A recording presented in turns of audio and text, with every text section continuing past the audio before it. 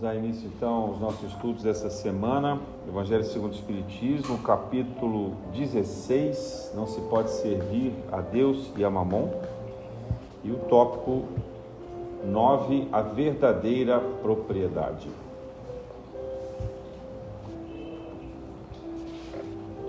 Bom, Kardec tem aqui nesse capítulo uma preocupação muito grande com a riqueza, de um modo geral, e certamente também já era uma preocupação na época de Jesus, porque a gente vê várias passagens no Evangelho de pessoas que titubeiam, vamos dizer assim, na hora de servir o Evangelho, na hora de acreditar nos ensinamentos de Jesus, porque ainda tem algum apego à sua posição social, tem um apego à riqueza, tem uma preocupação de cumprir com seus deveres de trabalho, tem uma forma muito avarenta, talvez muito de segurança demais, de apego demais às coisas materiais. Tem a transformação, por exemplo, de Zaqueu, que se transforma no apóstolo Mateus depois, né? E assim vai. O parábola do jovem rico, a gente vê os talentos, Jesus preocupado em falar sobre os talentos e a utilização, o bom uso dos recursos para promover o bem, né? E em volta deles a gente vê também Nicodemos, Zé de Arimateia e tantas outras pessoas. Então a questão da riqueza aqui coletada, digamos assim, por Kardec, é uma preocupação constante, necessária dentro do trabalho de vigor espiritual que Jesus nos oferece. E aqui vamos estudar hoje então em que consiste a verdadeira propriedade. Mas para chegar ao cerne dessa questão, a gente precisa se lembrar que durante mais de 1000 anos se confundiu muito a religião com o conceito de dízimo, de dinheiro e também de propriedade, porque chegou-se a pensar em comprar o lugar no céu. Veja, o que é isso senão você tentar vender uma propriedade? É mais ou menos hoje como se a gente quisesse começar a distribuir títulos da Lua, de Marte, né? Daqui a pouco de Júpiter, Saturno, numa pretensão que a gente vai estabelecer lá rapidamente colônias, né? Mas é pior, porque quando a gente desencarna, a gente não leva nada de material. Então, mesmo que se chegasse na morte com um título de propriedade, vamos dizer assim, no céu, no paraíso, que é o que se pretendia, esse título não teria o menor valor. Então, esse é um dos grandes problemas, digamos assim, da decadência do cristianismo dentro do conceito das religiões, quando a gente mistura a ideia de pagamento, quando a gente se aproveita, vamos dizer assim, da condição de sofrimento, né, de arrependimento, de culpa, para tentar criar um lugar e um perdão relacionado ao céu. Durante a Reforma Protestante, isso ficou muito evidente com Lutero, Calvino e tantos outros. Mas ainda hoje a gente vê algumas teologias que se apegam ao conceito de prosperidade, né?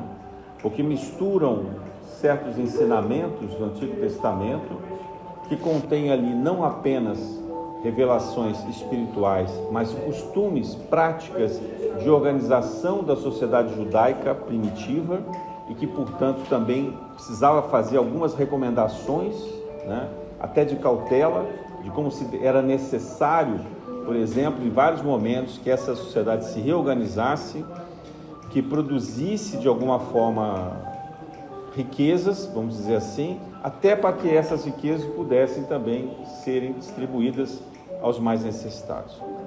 Então esse é o primeiro aspecto a separação necessária da espiritualidade, principalmente nas religiões organizadas na Terra, da cobrança de qualquer dinheiro, de qualquer recurso, diante de algo que a gente recebe de graça, né? Então, assim, os espíritos não estão vindo aqui trabalhar para nós, eles estão vindo doar a energia, o conhecimento e, portanto, nos auxiliar gratuitamente, né? O dinheiro não é um quesito fundamental na vida espiritual, no plano espiritual, embora ele seja utilizado em algumas colônias para educação, aprendizado e medida necessária disciplinar, de forma que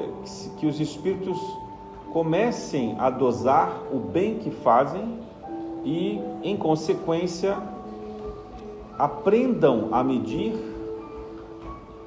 a retribuição, digamos assim, daquilo que eles recebem. Onde é que a gente vê isso de uma forma muito clara? No livro Nosso Lar, de André Luiz, não é isso? Quando o André Luiz chega, ele é atendido, acolhido primeiro no hospital de Nosso Lar, passa ali um certo tempo, depois ele é levado para a casa de um dos operadores do hospital, né, que seria um enfermeiro, digamos assim, Lísias, e a família dele o recebe, então ele é acolhido. Ora, ninguém cobra nada de André Luiz por esse acolhimento. Ali ele até se alimenta, porque em Nosso Lar, naquela época pelo menos, se tomava uma espécie de sopa nutritiva, obviamente sem carne, sem nada disso, mas que era plasmada de forma que satisfizesse a necessidade dos espíritos mais afeitos à materialidade, que sentiam falta, digamos assim, de poder utilizar, né, do sistema gástrico. Agora, pense o seguinte, é um espírito, desencarnou, ele tem estômago, tem intestino? Não tem nada, né? Não tem nem pulmão. Tudo por dentro é, na verdade, apenas uma forma de processamento da energia. Então, quando a gente desencarna, a gente se alimenta, aprende a se alimentar de prana, né? Da energia básica disponível abundantemente no universo, né? Só que educar isso para a gente é difícil. Então os espíritos passam por uma fase aprendendo ali a se alimentar. E juntamente com essa condição, vamos dizer assim, de transição entre a condição de desencarne, né, recente, ou pelo menos de despertamento, porque alguns desencarnaram há muitos e muitos anos, mas estão ali na colônia há pouco tempo. Então tem todo um processo educativo e um deles é o pagamento. Então, na medida em que não é cobrado nada deles, eles precisam aprender a trabalhar em favor do nosso lar, nos hospitais, nas escolas, né, atuando como socorristas e assim por diante. E com isso eles recebem uma medida de pagamento, um bônus hora. E no final, quando eles querem exercer os próprios caprichos, né, então assim, eu quero fazer uma viagem para conhecer outras colônias. Então, eles vão pegar uma nave, né? E aí eles utilizam os créditos, digamos assim. É uma forma de controlar para que também não fique as pessoas preguiçosas, porque esse é o ponto que eu queria chegar. Nós somos ainda uma geração de espíritos preguiçosos. Nós somos os últimos espíritos que estão despertando na transição planetária. Muitos outros já fizeram isso há 2.000 anos, 3.000 anos, 5.000 anos. Então nós somos retardatários. Retardatário significa presos à materialidade. Então o dinheiro lá tem essa função educativa para dizer, trabalhe, receba, mas nada é de graça propriamente, porque você precisa retribuir com amor, com caridade, né? Então esse bônus hora serve mais ou menos para isso. André Luiz nos dá conta de que ele teve que trabalhar por vários e vários momentos até que tivesse autorização, por exemplo, para visitar os seus familiares. É claro que também no caso dele, não bastava apenas ter o bônus hora, porque ele precisava ainda ter também a condição espiritual de equilíbrio, porque caso ele viesse à terra visitar os parentes e encontrasse a esposa com um novo marido e os filhos não se lembrando muito bem dele, ele poderia ter um colapso espiritual, como de fato aconteceu, porque ele insistiu em vir e na primeira vez ele teve um colapso, retornou ao umbral, é socorrido imediatamente e aí aos poucos ele vai recobrando. Mas nosso ponto hoje é sobre o bônus hora. Então, na questão da propriedade, surpreende, até mesmo lá no livro Nosso Lar, que haja em Nosso Lar o conceito de propriedade. Quer dizer, a família de Lísias tinha uma casa, e ele conta para André Luiz que essa casa foi adquirida com os próprios méritos pelo trabalho dele, do pai de Lísias e da dona Laura, e os antecedentes deles, de família, né, para que eles pudessem ter um local para habitar. Aí você fala assim, nossa, mas tem que comprar uma casa em Nosso Lar? Gente, é simbólico isso, né? É uma forma de se medir o mérito alcançado. Todo mundo tinha onde morar, como André Luiz. Nunca ninguém fica desamparado em Nosso Lar. Mas às vezes você quer ter um canto com, talvez, a expressão daquela família, um pouco da história das encarnações, um pouco das condições de afeto e também poder conviver com esses espíritos que são familiares, próximos a nós, receber amigos e assim por diante. Então, a construção de uma propriedade em Nosso Lar não significa que ninguém seja dono daquele lugar. Não significa que alguém possa comercializar, não se pode vender. Essa propriedade não tem fins de construção de tesouros, né? Elas têm uma utilidade, digamos assim, e uma utilidade prática e espiritual, e não uma utilidade material como nós temos aqui. Não é muito fácil compreender isso. Eu recomendo que vocês leiam o livro. O filme fala muito rapidamente sobre isso, é melhor ler o livro, né? Mas lá fica bastante clara essa condição.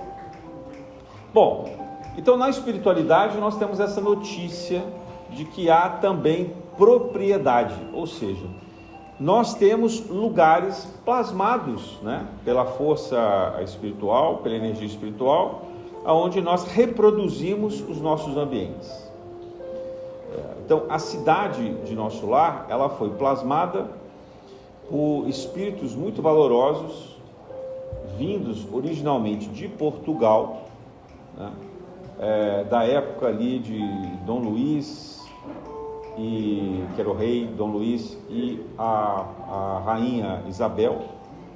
Então, no desencarne deles, eles começam a ver a necessidade de construir aqui na dimensão próxima à cidade do Rio de Janeiro um local onde pudessem passar a receber aqueles portugueses que migrariam de Portugal para cá e os brasileiros que começariam então a se organizar e se constituir aqui,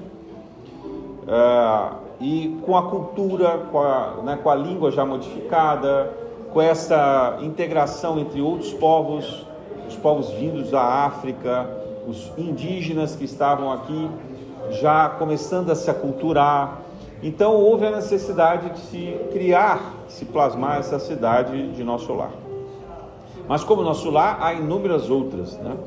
Nosso Lar é uma cidade ainda situada no terceiro umbral, ou seja, é uma porta de entrada do mundo espiritual mais evoluído, né? Mas ali nós temos essa notícia do conceito de propriedade. E ao longo do Evangelho e também do Antigo Testamento, a noção de propriedade é muito comentada, é muito comum, muito frequente. Ora, de uma forma mais simples, como as tendas que os antigos judeus utilizavam na sua peregrinação, né, desde Abraão, né, que faziam as suas vilas, né, depois construíam as suas casas, né, às vezes até uma pequena cidadela, etc. E depois, durante todo o tempo, né, do povo judeu, sendo exilado, perseguido, então se construiu o templo, destruiu o templo e assim por diante, né?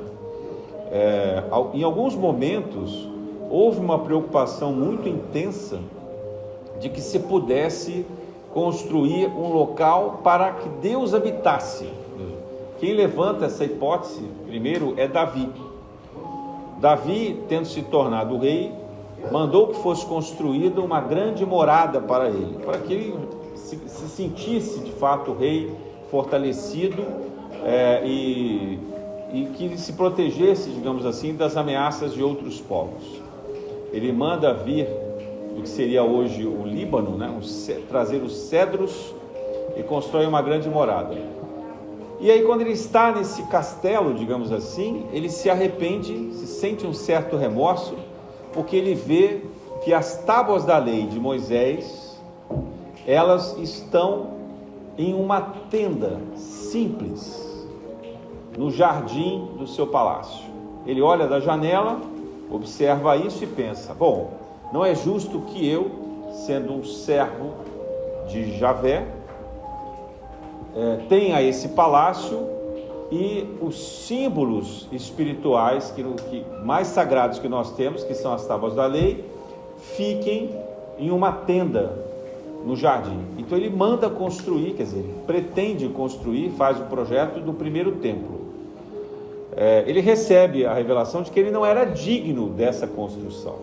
Vejam esse aspecto, ele não era digno, e que Deus não precisava de nenhuma construção.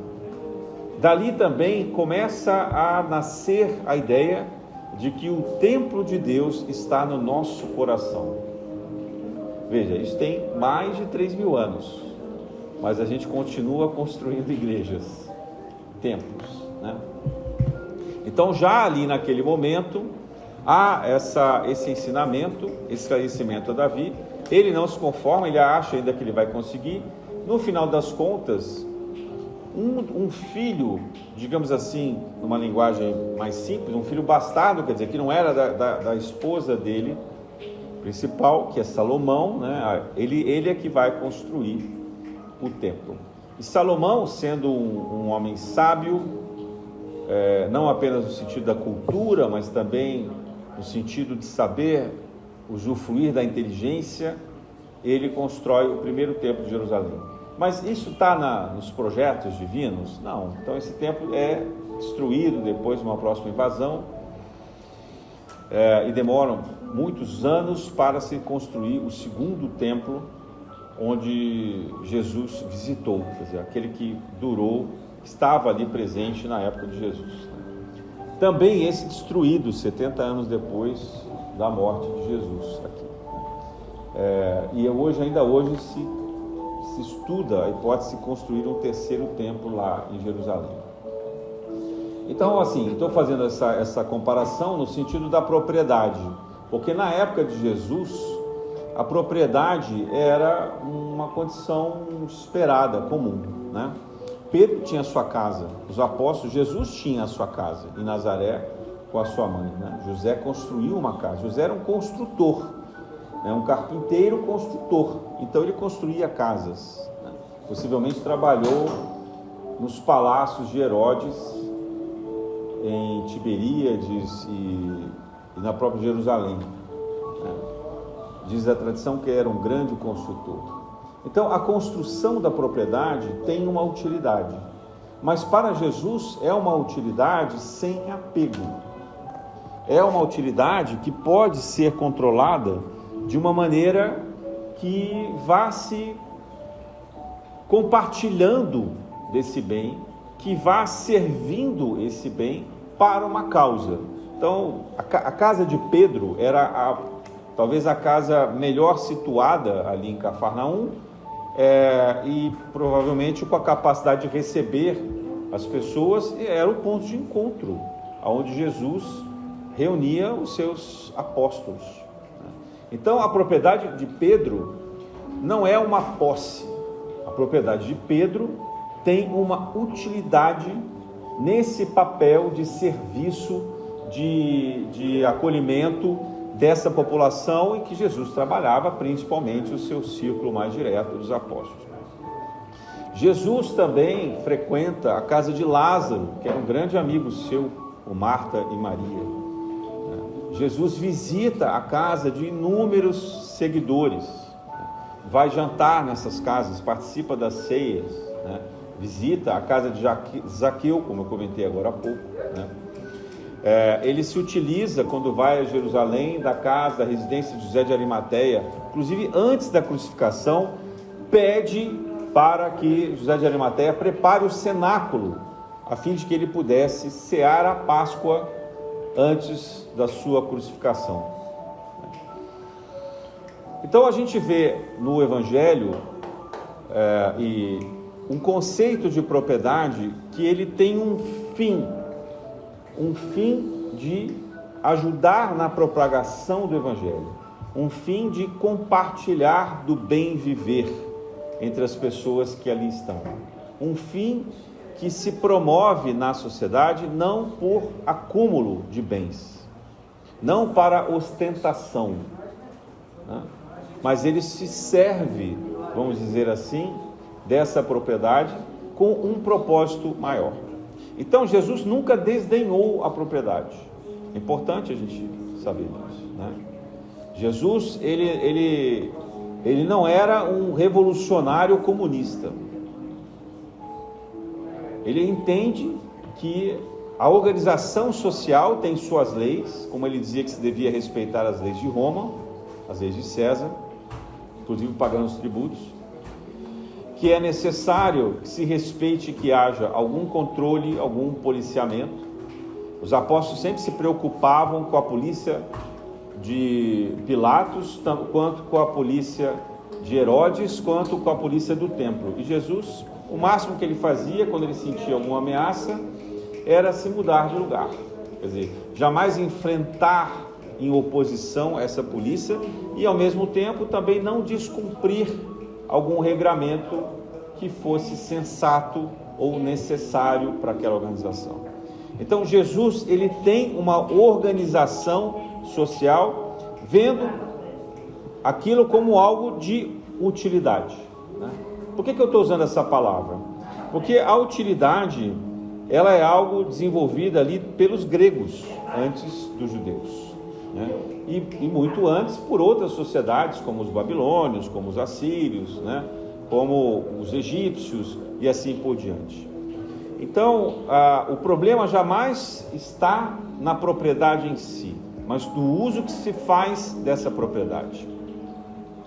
Então Jesus reconhece essa utilidade, desde que ela se destine a um fim em favor do bem comum, em favor da sociedade, em favor do serviço que se pretende praticar. Então, o propósito é o que faz a diferença nesse conceito espiritual. Bom, e nos nossos tempos?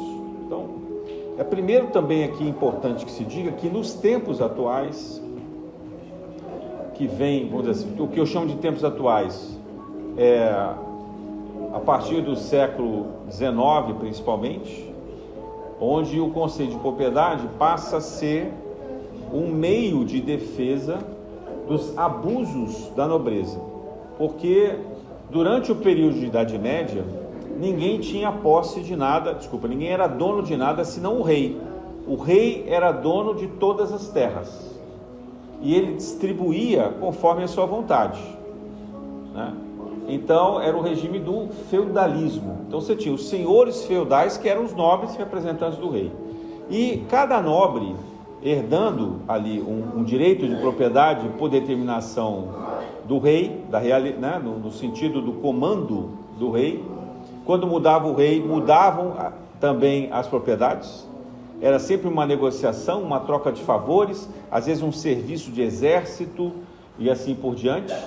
Mas, recebido o direito de uso de uma propriedade, o senhor feudal poderia escolher os seus suzeranos. Quem são os suzeranos?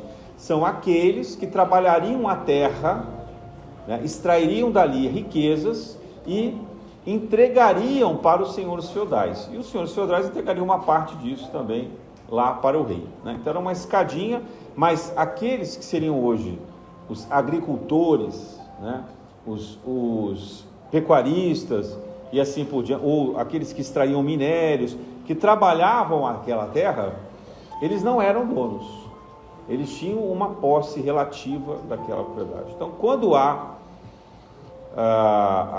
as revoluções, o período das revoluções, né, na Europa, começa a surgir a discussão sobre o direito de propriedade.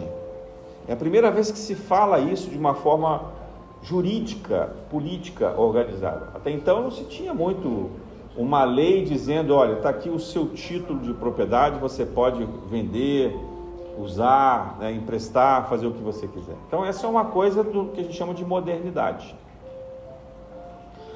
Nesse momento, a propriedade, ela está muito concentrada ali nos comerciantes, que a gente antigamente chamava de burgueses, serve de proteção para que, mudando o rei, não fosse retirada a propriedade, serve de proteção também contra perseguições, né, religiosas, porque em muitos momentos as pessoas lutavam entre católicos e protestantes e também contra judeus, retirando as propriedades.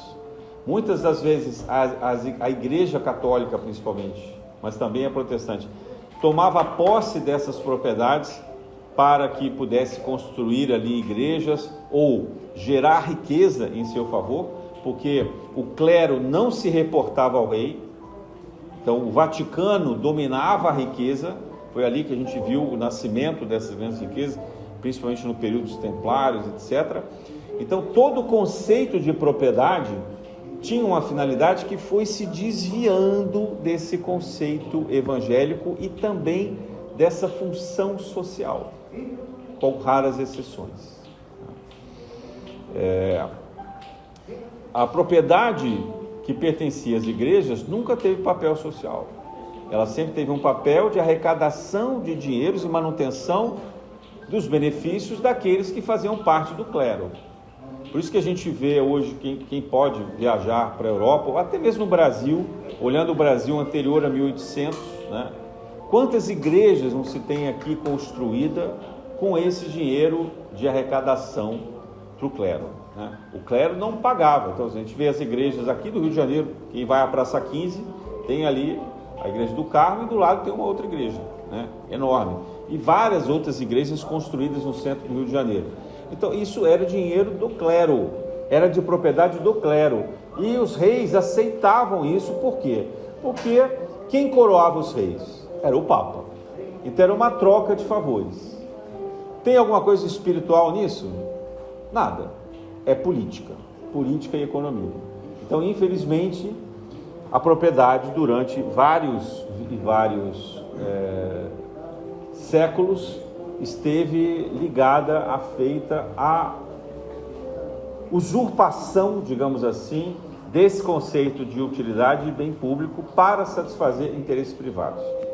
Isso continua? Continua em muitos lugares, né? Uma das coisas que se tem no Brasil, e aí eu vou expressar uma opinião, mas baseada aqui nesse conceito que eu acabei de dizer, é que os templos religiosos são isentos de pagamentos de tributos. Vocês acham isso justo, correto? Né? Por que o cidadão comum paga em média 40% de imposto e aquele que se diz um clero, né, membro de um clero, pastor ou padre, ou bispo, ou como quer que se chame, não, ou até de centros de outras religiões, é possível até que algumas casas espíritas estejam classificadas, né, como templos religiosos para não pagar impostos, e outras frentes não pagam imposto nenhum, né? Então por que há esse privilégio, né? De novo, se tenta misturar aquilo que é o interesse material com o interesse espiritual. Nesta casa aqui, o hindu e Mohamed, que é o nosso guia, nunca deixou que a gente se registrasse como templo religioso. Eu acredito que essa seja uma das razões, porque nós temos que ter a ética daquilo que é comum às pessoas. Nós não temos que ter privilégio. Nós temos que saber arcar com os próprios custos, contribuir socialmente, dar a César o que é de César. Está lá, Jesus disse, dai a César o que é de César. E as igrejas chamadas cristãs, principalmente, se sentem no privilégio de não pagar impostos. Eu não consigo entender qual é o fundamento religioso para isso, senão o interesse pessoal. E nós precisamos ter clareza sobre isso, porque Kardec nos convida a fazer a reflexão de uma fé raciocinada. Então, um templo religioso, ele não é nada mais, nada menos do que uma casa de utilidade para o propósito de estudo, o propósito da prática da caridade, do trabalho espiritual, do trabalho de acolhimento fraterno. Tem algum privilégio? Nenhum privilégio. Nenhum privilégio.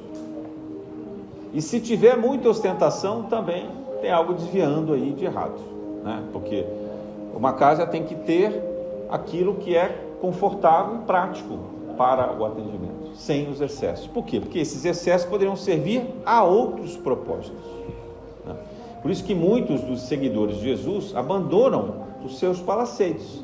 Quem são aqueles que abandonam as suas casas? A gente não vê os apóstolos abandonando as casas. A gente vê aqueles que eram muito ricos, porque não fazia sentido nenhum, né? Por que Zaqueu ia manter o seu palacete? Ele tinha de fato um palacete, porque ele ganhava muito bem, ele arrecadava tributos dos judeus para dar aos romanos. Era um publicano. Fazia sentido ele manter o seu palacete? Nenhum. Seguindo Jesus, não fazia. Mas isso impede que ele tivesse algum lugar ainda para manter alguma referência familiar, alguma coisa para descansar. Quando Jesus estivesse no deserto, que ele tivesse que descansar, não, nada impede, né? Filipe tinha, a gente sabe que Pedro tinha, João tinha a casa de seus pais, né? Zebedeu, e a gente vê isso. José de Arimateia manteve a casa, emprestava isso para fins de acolhimento dos apóstolos, né? Jairo e assim por diante. Então você vê que a propriedade não é o mal, o dinheiro não é o mal, mas quando a gente se desvia do uso desses bens materiais, desses recursos, na parábola dos talentos, para benefício próprio, de forma egoística, tirando vantagens de poder, tirando vantagens de vaidade, né? Se excedendo no uso, nos benefícios que isso proporciona, então a gente de fato tem um desvio. Aí alguém vai me perguntar assim, mas como é que eu vou saber se eu estou abusando ou não? Isso é de cada consciência. Porque conforme a sua necessidade e propósito desta vida, pode-se ter mais necessidade de dinheiro ou menos. Dependendo daquilo que a gente faz e pratica, a gente precisa ter bens, né? Quem se desloca muito pela cidade precisa ter carro, né? Quem estuda precisa ter dinheiro para bancar os recursos, né? Quem tem filhos tem que também sustentar a saúde, a educação, etc., dos filhos, né? Quem faz muitas obras, realiza trabalhos que geram riquezas, que empregam pessoas, né? Que formam cidadãos organizados, vão virar empresários e, portanto, terão mais riqueza. Então não há nenhuma condenação a respeito da propriedade. O que há é aquela régua da parábola dos talentos. É assim, o que é que você fez com os seus talentos? Que uso que você deu em favor e em retribuição à sociedade desses talentos que você recebeu? Se você tem uma inteligência comercial, uma inteligência de produção de riquezas, faça bom uso disso, né? Se você tem uma necessidade de se utilizar de várias fontes de recursos, faça bom uso disso. Cuidado com os exageros, cuidado com os excessos, porque os excessos distraem, desviam a gente dos propósitos. A gente acaba se apegando demais aos propósitos e se esquecendo das razões pelas quais a gente está aqui na Terra. E o único propósito fundamental para nós encarnados, nós sabemos isso pelo Espiritismo, é o progresso espiritual. Então, se os recursos que a gente tem não servem ao nosso propósito de progresso espiritual, tem alguma coisa errada aí.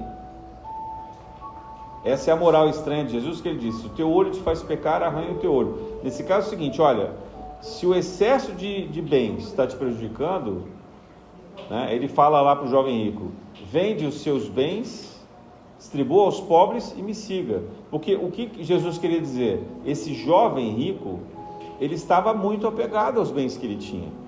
Ele tinha uma habilidade, sim, ele tinha talentos de lidar com a riqueza, mas ele virou escravo dessa riqueza. Nos diz a tradição que Herodes o Grande, que foi um grande construtor de palácios, né? Então, Herodes o Grande é aquele que reinava a Galileia, reinava na Galileia, naquela época, desculpa, ele reinava a Galileia, a Samaria e a Judeia. Ele tinha os 3 reinos ali de Israel. E ele construiu muitos e muitos palácios. Ele tinha vamos dizer assim, um talento, tinha vários outros defeitos de crueldade, etc., mas ele tinha esse talento de construção, né? Não sobrou nada quase de lá. Tudo virou ruínas depois de tantas guerras, mas ele tinha esse talento. Ele reencarna depois como São Vicente de Paula na França, né? 1000 anos depois, numa atitude completamente oposta, servir aos pobres, abdicando de tudo. Por quê? Porque ele precisava compreender a maneira de fazer um bom uso da propriedade. Vamos pegar um outro espírito valoroso aqui no Brasil, Dom Pedro II, né? Dom Pedro II, que foi aquele soldado que, segundo a tradição e a literatura espírita, Longinos, perfurou, né, aqui Jesus já desfalecido na cruz, e de onde verteu água ao invés de sangue, né? Então Longinos ali servindo na cruz, ele era um centurião, né, um chefe ali do exército romano, que estava acompanhando aquelas crucificações. Ele volta para servir como imperador do Brasil, a grande missão da transição do fim da escravidão e da organização do Brasil como nação que deveria se transformar em coração do mundo e pátria do Evangelho. Então, ele chegando aqui a pedido de Jesus, sob o comando de Ismael, ele é criticado no mundo inteiro por ter uma atitude de um soberano pobre. Ele não usava o dinheiro arrecadado no Brasil em benefício próprio. Ele vivia com os bens que ele tinha na coroa, que ele herdou do avô, herdou do pai. Ele vivia com os próprios bens e ele produzia riquezas com esses bens que ele tinha. Então, de fato, houve uma herança lá de trás. Mas tudo que era arrecadado no Brasil servia ao país, à nação. Ele não tinha dinheiro que usasse em benefício próprio, né? E tinha um palácio doado, que é o Palácio da Quinta da Boa Vista. Se vocês compararem o Palácio também de Petrópolis, se vocês forem comparar, também herdados, né?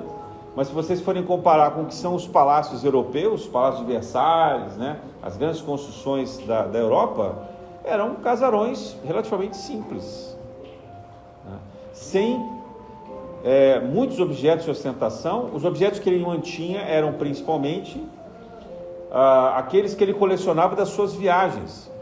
Pedro II foi ao Egito, foi a vários países. Ele sempre trazia muitos objetos de arte, muitos objetos históricos, muita coisa que estavam mais associados, tinham uma utilidade de estudo, digamos assim, e que viraram riquezas para o nosso Brasil, depois na herança, porque ele não levou quase nada, embora, do que propriamente algo que pudesse ostentar ou se utilizar como a nobreza de um modo geral, né?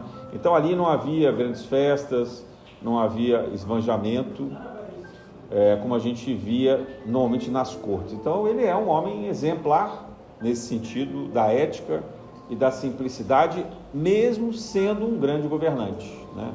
De modo igual, a gente vê essa história em Portugal com Dom Luís e a Rainha Isabel, né? E vários outros lugares se tem esse exemplo de nobreza que, apesar de ocupar o cargo, a função, não se envaidecem. Infelizmente, na história dos papas no Vaticano, isso já não é tão comum, né? Porque eles também exercem papel de realeza, mas com muita ostentação, até hoje, né? Então, isso Isso é um fenômeno que nos coloca em xeque diante da função social que nós temos. Por quê? Porque na educação que a gente recebeu,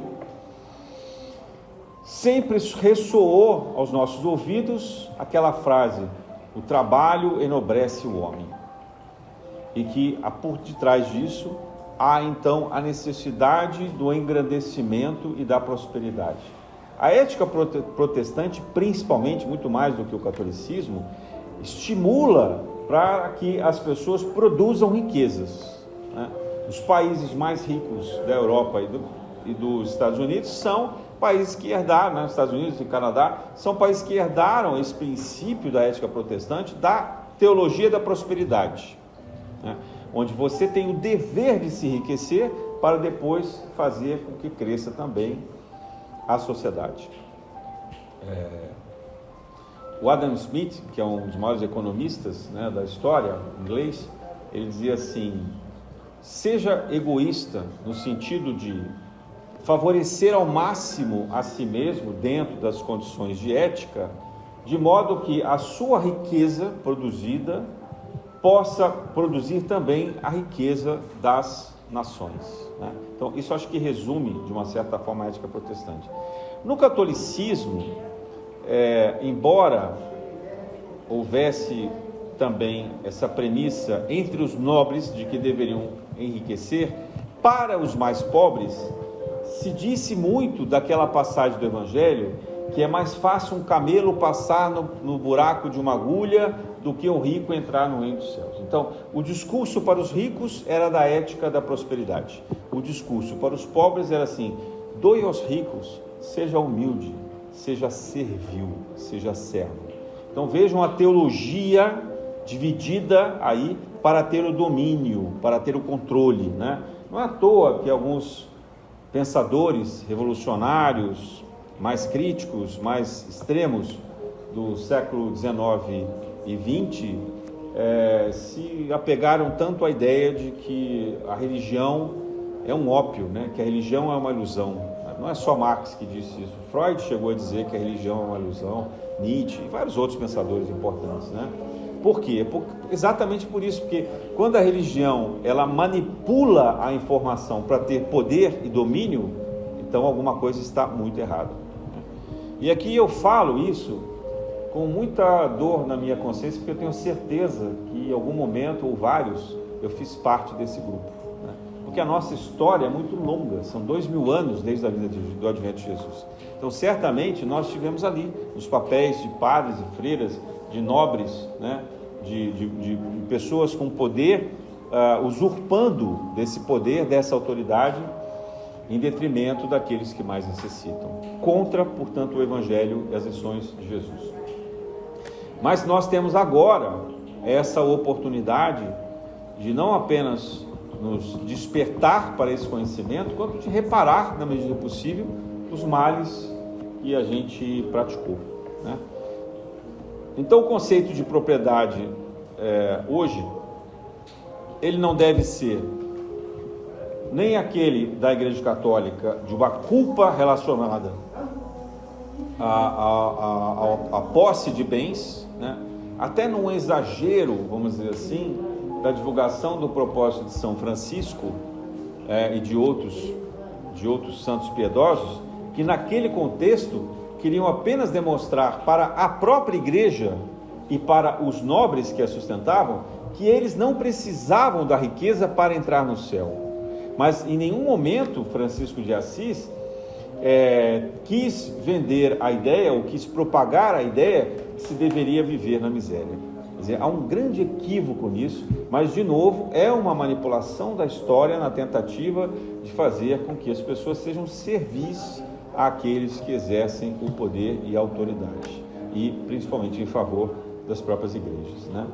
Como a gente vê hoje, em várias igrejas, infelizmente, o que predomina ali, mais do que o trabalho espiritual, é a arrecadação, não é isso? A coleta de dízimo e de doações, até em cartão de crédito, desculpe, Pix. Eu fico horrorizado quando eu vejo isso, porque eu não consigo imaginar uma atividade religiosa onde predomina a arrecadação de recursos, né? E não é uma arrecadação discutida, debatida sobre uma necessidade, uma partilha, né? Um levantamento de recursos para uma causa nobre, uma doação que for. Não,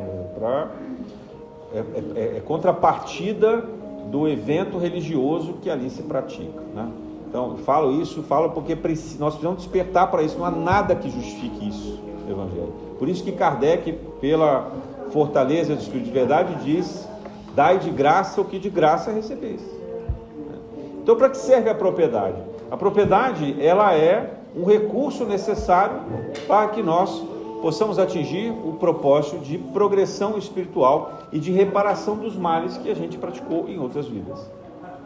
Então, quem tem dívidas coletivas, certamente devem ter que exercer funções com muitos recursos, porque esses recursos possibilitarão que se possa gerar empregos, que se possa dar educação, que se possa organizar melhor a sociedade, que se possa produzir condições de saúde, de bem-estar, em contrapartida a governos, desmandos de vidas pretéritas, onde se provocou mais a miséria e o desequilíbrio social. Então, pessoas que têm muitos recursos ou vêm como grandes devedores em provas dificílimas de reparação, ou vêm como missionários, porque às vezes a gente não se dá conta de que é preciso que haja pessoas muito bem sucedidas financeiramente, a fim de que se possa investir em conhecimento, em tecnologia, né, em produção de riquezas. Há um episódio em que algumas pessoas criticavam os investimentos norte-americanos da conquista da Lua. Perguntaram a Chico Xavier, está lá no Pinga Fogo, né? E ele respondeu o seguinte: ora, é preciso que a humanidade como um todo evolua. Não adianta você tirar o recurso de investimento do desenvolvimento de um foguete para dar dinheiro ao pobre e no dia seguinte ele está com fome de novo. Quer dizer, a sociedade tem que se organizar para que se elimine a pobreza. Mas também o espírito miserável tem ele próprio um aprisionamento nessa miséria e nessa pobreza. Então, o que vai transformar a sociedade é a reforma íntima, não apenas a reforma social. A reforma social, ela exige que nós tenhamos ações para o progresso, no sentido de distribuir também condições dignas, de distribuir também condições equivalentes das pessoas poderem progredir. Mas não se pode pensar numa sociedade que simplesmente sustenta pessoas que têm péssimos hábitos, né? Como a gente vê em alguns países que fizeram a liberação das drogas e agora tem parques, tem edifícios inteiros com uso assistido de drogas pesadas, né? Em que as pessoas não têm mais intenção nenhuma de deixar de utilizar a droga, porque é permitido, é autorizado, é socialmente aceitável. E o Estado, inclusive, dá ali o benefício da cobertura. Essa questão da liberação das drogas é muito perigosa, tem muitas armadilhas nessa questão, mas que às vezes eles usam, a sociedade, os defensores disso, usam meios de sofisma mesmo, de tentar nos enganar, vamos dizer assim, com estatísticas que no fundo podem levar a uma catástrofe ainda maior. O que vai mudar a sociedade é o Evangelho de Jesus. O que vai mudar a sociedade é a intenção das pessoas de se ajudarem mutuamente. É o amor ao próximo, gente. É isso que muda a sociedade. Então, nós não devemos pensar na propriedade como algo proibido, como algo maléfico, como algo que vai nos levar à condenação e ao aprisionamento. Não, a propriedade é um bem a ser utilizado em favor do bem comum, em favor até da propagação do Evangelho de Jesus.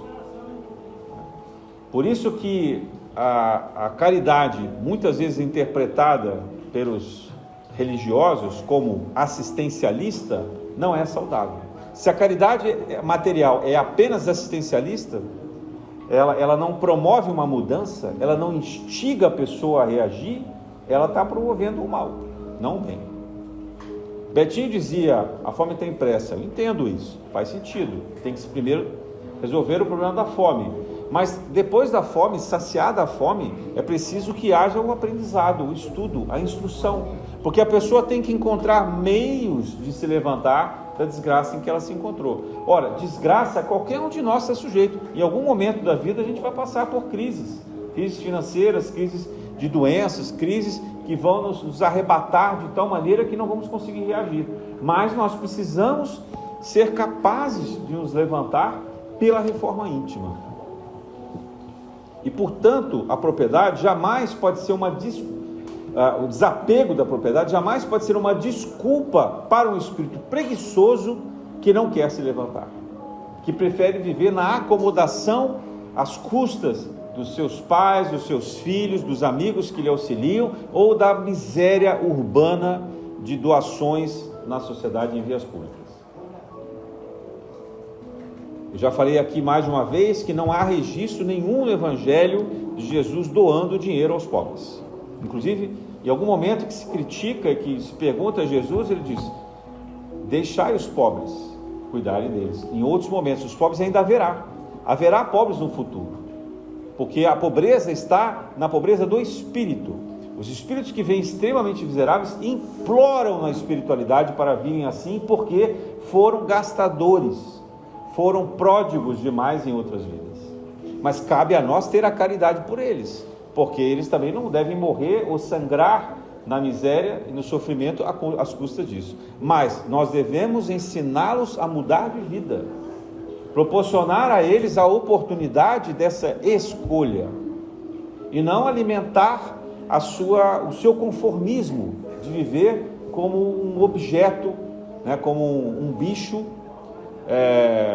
quase um inseto nesse ambiente social. E isso vale não só para os muito miseráveis, mas para todos nós que de alguma forma nos subjugamos às condições sociais que são abusivas.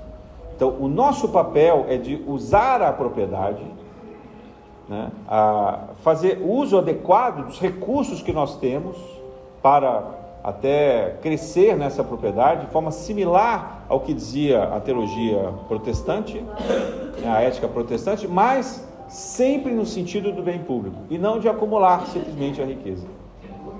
O nosso propósito é nos tornarmos ricos, não nos tornarmos banqueiros, não é de nos tornarmos bilionários. Mas os bilionários, os muito ricos, têm um papel social fundamental, quando eles ajudam a desenvolver curas para as doenças, quando eles desenvolvem tecnologias, quando eles geram empregos, quando eles movimentam a riqueza da terra, para que as pessoas que não têm a mesma capacidade possam bem viver, possam sobreviver. Pode-se aprimorar esses meios de produção, essa distribuição de renda? Sim, claro, deve-se fazer isso. Esse deveria ser o papel dos políticos, que infelizmente não são bem cumpridos. Mas essa é uma outra prova. Então, no caso da propriedade, o que eu queria destacar aqui é que a verdadeira propriedade são os tesouros que nós acumulamos no espírito, que o espiritismo, na revelação de Kardec, o Espírito de Verdade, nos sintetizam da seguinte forma: amai-vos e instruí-vos. Que assim seja, graças a Deus.